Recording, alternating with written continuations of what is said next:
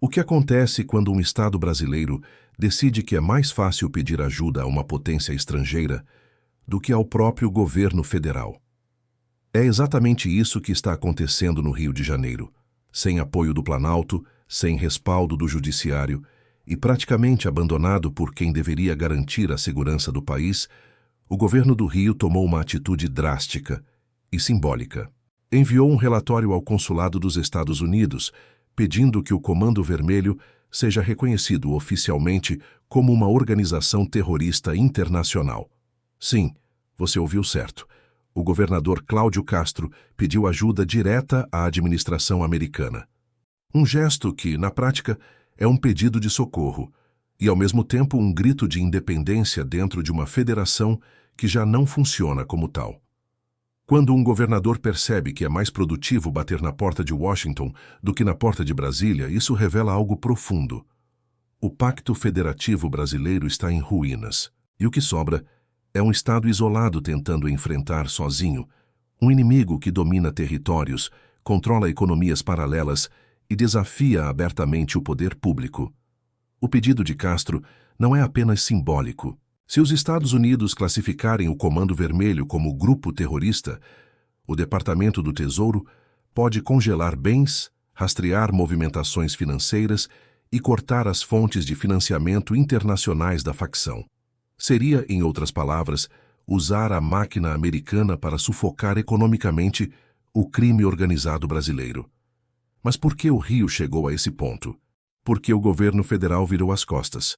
O governador pediu apoio, pediu blindados, pediu ação e recebeu silêncio.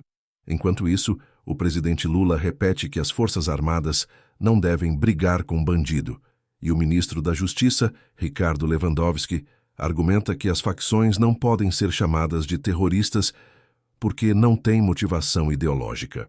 Uma justificativa que soa quase como um deboche diante da realidade das ruas. E se o abandono de Brasília não bastasse, há também a barreira imposta pelo Supremo Tribunal Federal.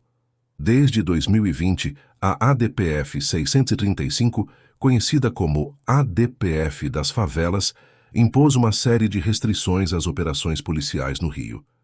A decisão, que nasceu com a intenção de conter abusos, acabou criando um efeito colateral devastador: o avanço total das facções sobre territórios antes patrulhados pela polícia. Como o próprio Cláudio Castro disse, a ADPF fez o mato crescer. E quando o mato cresce demais, o crime se torna a floresta dominante. Hoje, para realizar uma operação, o governo precisa avisar até 10 órgãos diferentes, o que na prática destrói qualquer elemento de surpresa. Ou seja, o Estado avisa o inimigo antes de agir. O resultado? Um cenário de guerra, com um exército desarmado por burocracia e sabotagem política. E nesse vácuo de autoridade, quem assume o controle é o crime. Enquanto isso, os países vizinhos observam e reagem. A Argentina, sob o governo de Javier Milei, já classificou o Comando Vermelho e o PCC como organizações terroristas. O Paraguai e a Bolívia fizeram o mesmo. O Brasil começa a ser tratado como um vizinho perigoso, um exportador de violência e narcotráfico. A América do Sul, aos poucos, se fecha contra nós. E a situação não para por aí. Segundo a Bloomberg, a Amazônia brasileira se tornou a nova rota internacional do tráfico. Ou seja, o problema deixou de ser apenas de segurança pública e passou a ser uma questão geopolítica. Os Estados Unidos já olham para o Brasil como um foco de instabilidade na região. Nesse contexto, o gesto de Cláudio Castro pode até parecer desesperado. E é.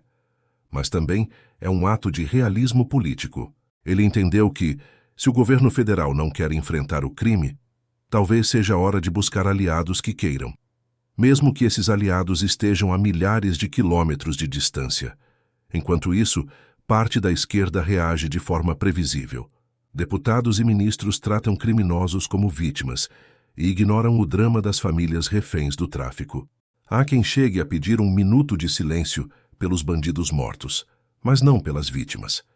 É a inversão total de valores, o retrato de um país em que a ideologia fala mais alto do que a segurança.